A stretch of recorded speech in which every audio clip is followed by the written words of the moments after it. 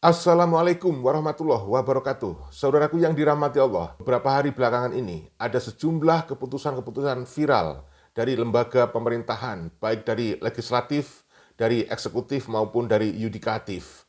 Ada beberapa misalnya terkait dengan kritikan kepada KPK, Komisi Pemberantasan Korupsi, yang telah memberikan status tahanan rumah, namun setelah mendapatkan kritikan dari warganet, kemudian sekarang setelah Lebaran, Gus Yakut dikembalikan lagi di rumah tahanan KPK. Selain itu, ada berita viral juga, yaitu seorang mitra MBG yang namanya Hendrik, yang joget-joget di media sosial, kemudian sekarang diberikan sanksi, yaitu dibekukan MBG-nya. Tentu saja itu untuk sementara waktu, ya, agar mereka melakukan evaluasi dan memperbaiki diri.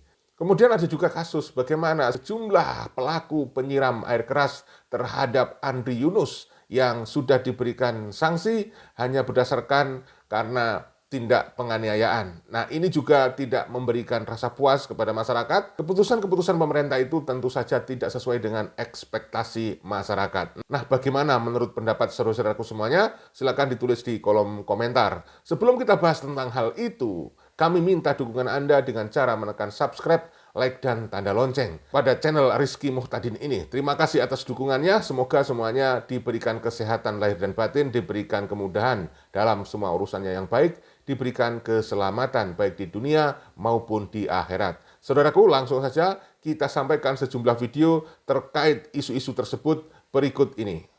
4 oknum TNI penyiram air keras ke Andri Yunus hanya dijerat pasal penganiayaan.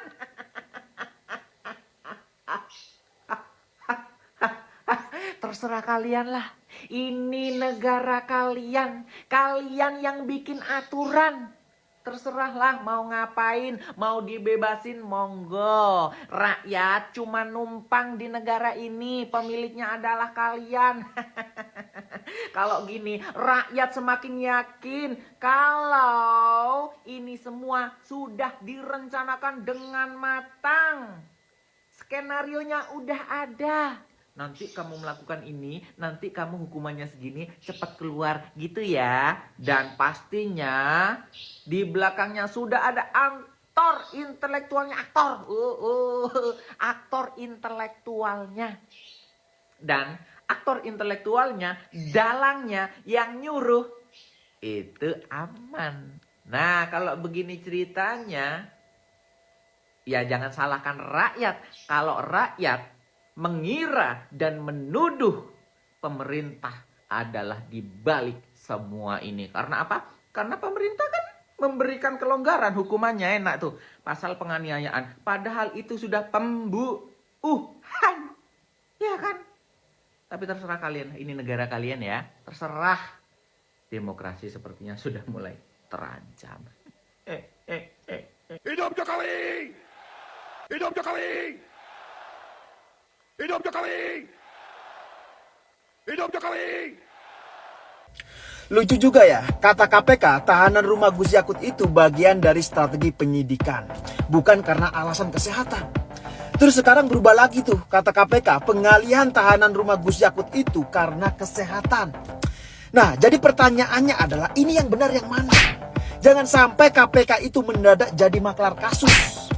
Bayangkan saja ya, rakyat kecil salah sedikit saja langsung strategi penahanan total. Gak pakai tuh opsi tahanan rumah-rumahan, gak ada. Tapi kalau pejabat kelas elit, strateginya lebih humanis. WiFi lancar, kasur empuk, mungkin juga sambil ngopi. Lucu sih, hukum kita ini kadang-kadang terasa seperti paket layanan. Ada versi ekonomi, ada juga versi premium. Dan sekarang setelah banyak sekali mendapatkan kritikan, KPK kembali menahan Gus Yakut. Nah ini kan kocak.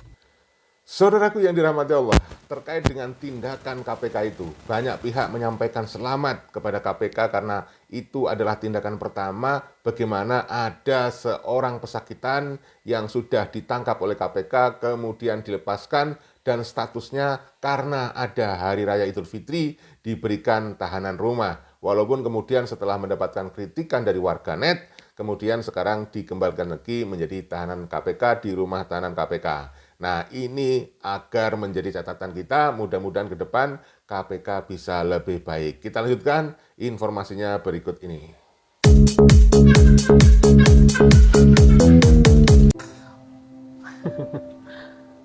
Segelai itu ya, joget dapat 6 juta per hari dari MBG. Yang belum tahu namanya Henry Kirawan, salah satu mitra MBG yang kebelet pengen viral. Jujur agak norak sebetulnya kalau kita berhenti di jogetnya, karena saya lihat ini bukan cuma goyangannya, tapi standar kelayakan dapurnya. Secara manusia, lu joget itu mungkin manusiawi ya. Tapi secara profesional itu pelanggaran. Dan secara media sosial, bahkan kau sadar untuk mempublikasikan. Dalam psikologi ada istilah kataris, pelepasan emosi ekspresi kebahagiaan yang meluap. Jangan lupa teman-teman, saudaraku semuanya, kami ingatkan lagi agar mendukung channel ini, channel Rizky Motadin, dengan cara menekan subscribe, like, dan tanda lonceng. Terima kasih dukungannya. Kita lanjutkan informasi-informasinya berikut ini. Silakan, itu manusiawi. Siapa coba yang nggak senang dapat 6 juta per hari, seminggu bisa dapat 42 juta bos. Sebulan bisa tembus 180 juta. Tapi gue coba nggak terlalu komentar soal perasaan kita sebagai netizen. Saya cuma ingin bahas dari sisi tanggung jawab. Apalagi infonya dia pegang bahkan bukan cuma satu dapur, disebut-sebut sampai beberapa unit.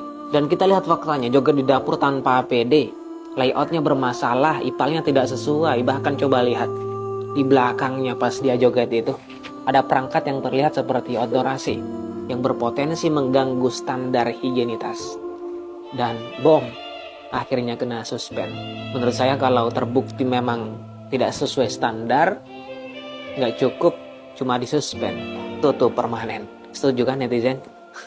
Karena coba kita anggaplah ya, MBG ini program mulia, bisa jadi solusi buat anak-anak bangsa. Makanya sayang kalau dirusak oleh orang-orang seperti ini.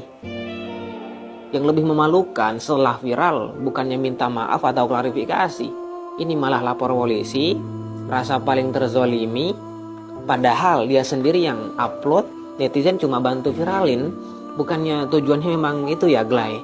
Salah Anda merasa senang, bukan salah Anda mengekspresikan diri, pengen ngalahin Fuji atau Lisa Blackpink. Yang jadi masalah adalah tempatnya, kondisinya, peran Anda, dan keputusan Anda untuk upload di sosmed hingga akhirnya menjadi konsumsi publik. Harap ini bisa jadi pelajaran. Gimana menurut teman-teman? Apakah layak untuk ditutup permanen atau kita kasih kesempatan? Bantu komentar ya. Negara seringkali rugi miliaran rupiah, yang dihukum cuma operator lapangan terus yang ngatur permainan. Di negeri ini yang ketangkep itu memang sering pemain cadangan, sementara sutradaranya duduk manis nonton dari bangku VIP. Dan kita seringkali lihat pola yang sama. Kasus narkoba yang ditangkap pengelar kecil, kasus korupsi yang dihukum pelaksana lapangan. Padahal kita nggak sebodoh itu kok. Kejahatan besar itu nggak mungkin jalan tanpa otak di baliknya. Dalam kasus Hibah Jati misalnya, nama-nama seperti Wawan dan kawan-kawan divonis. Tapi bahkan kuasa hukumnya Budiarjo Setiawan terang-terangan bilang aktor intelektualnya sama sekali tidak tersentuh. Padahal di persidangan nama-nama besar sempat disebut. Ada aliran fee, ada struktur, dan ada pola. Tapi ujung-ujungnya yang jatuh cuma yang di bawah. Kita ini negara hukum. Di buku PPKN SMA pun kita diajarkan equality before the law. Semua orang setara, sama di hadapan hukum. Tapi realitanya sering merasa berbeda. Yang punya kuasa lebih susah disentuh, yang nggak punya kuasa lebih mudah jatuh. Masalahnya bukan sekedar vonis. Masalahnya adalah apakah hukum kita benar-benar berani naik ke atas. Karena kalau tidak, kita cuma sedang menonton ranting, tapi membiarkan akarnya hidup. Dan selama akarnya hidup, korupsi itu akan selalu tumbuh. Dan itu berbahaya. Bagaimana menurut kalian teman-teman? Bantu share video ini ya. Kami mahasiswa menolak keras pernyataan Menteri ESDM yang mengusulkan kenaikan harga token listrik dengan dalih agar PLN tidak rugi.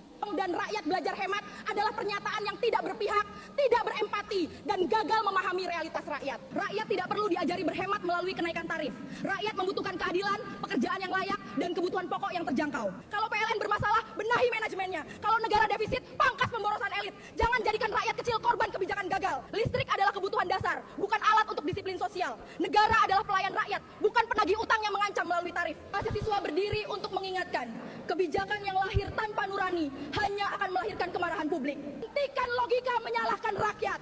Hentikan kebijakan yang menindas atas nama efisiensi. Jika suara ini diabaikan, maka sejarah akan mencatat bukan rakyat yang gagal berhemat, melainkan negara yang gagal melindungi rakyatnya.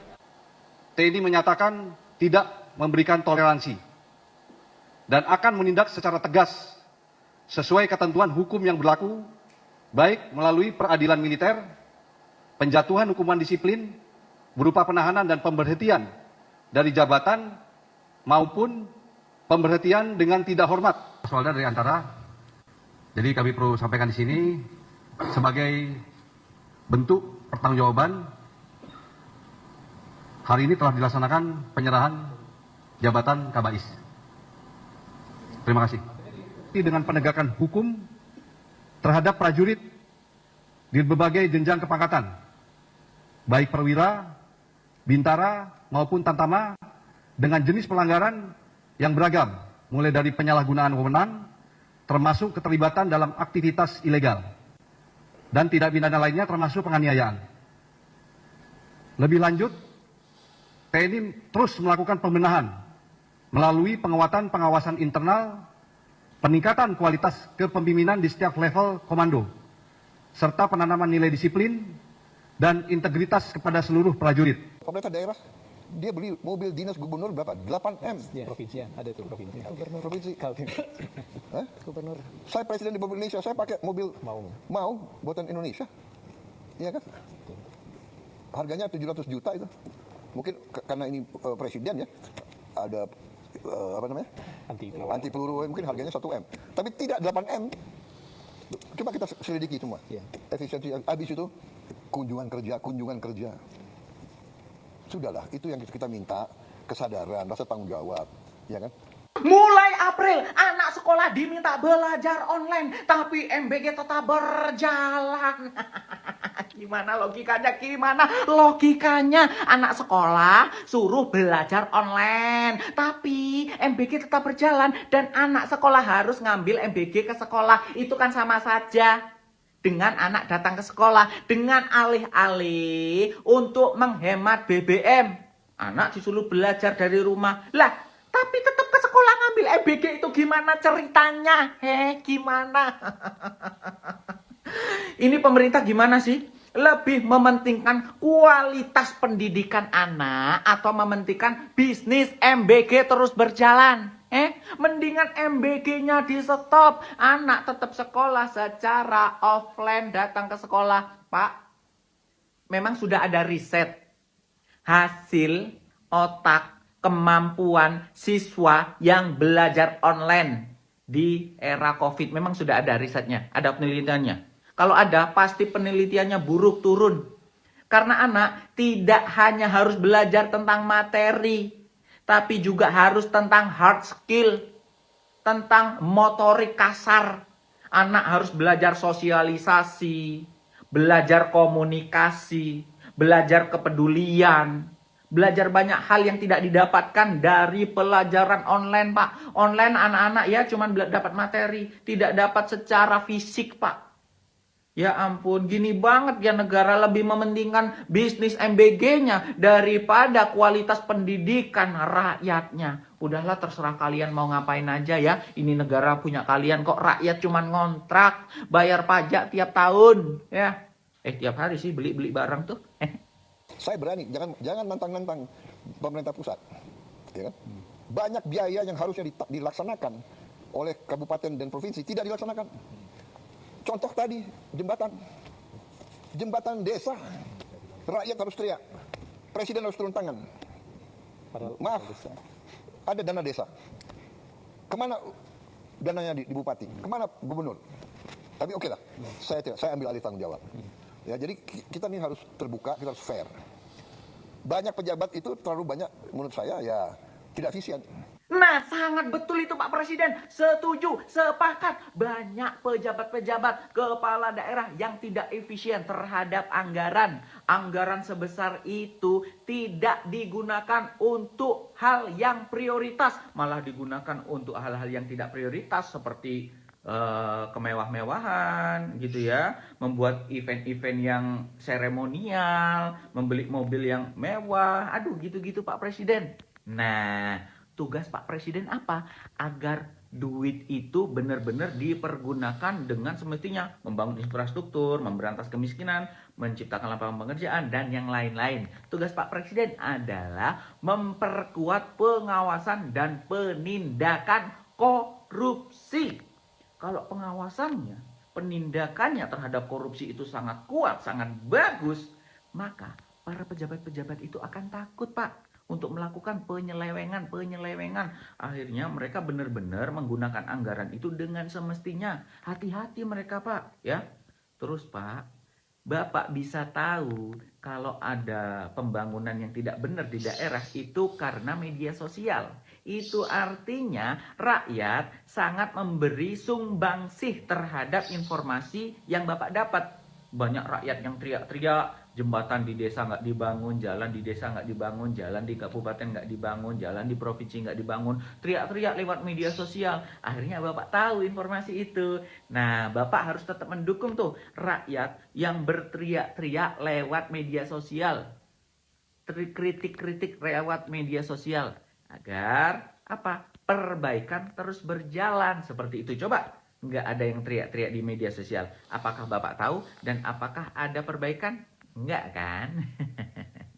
Demikianlah saudaraku informasi yang kita bisa sampaikan. Semoga bisa memberikan hikmah, memberikan manfaat, dan menghibur kalian semuanya. Tentu saja video ini dibuat hanya untuk tujuan edukasi dan rekreasi. Mudah-mudahan menambah wawasan, kemudian bisa menghibur kalian semuanya. Mohon maaf kalau ada salah-salah kata. Salam persaudaraan, salam Pancasila Jaya, salam NKRI harga mati. Wassalamualaikum warahmatullahi wabarakatuh. Merdeka Indonesia Jaya. Amin.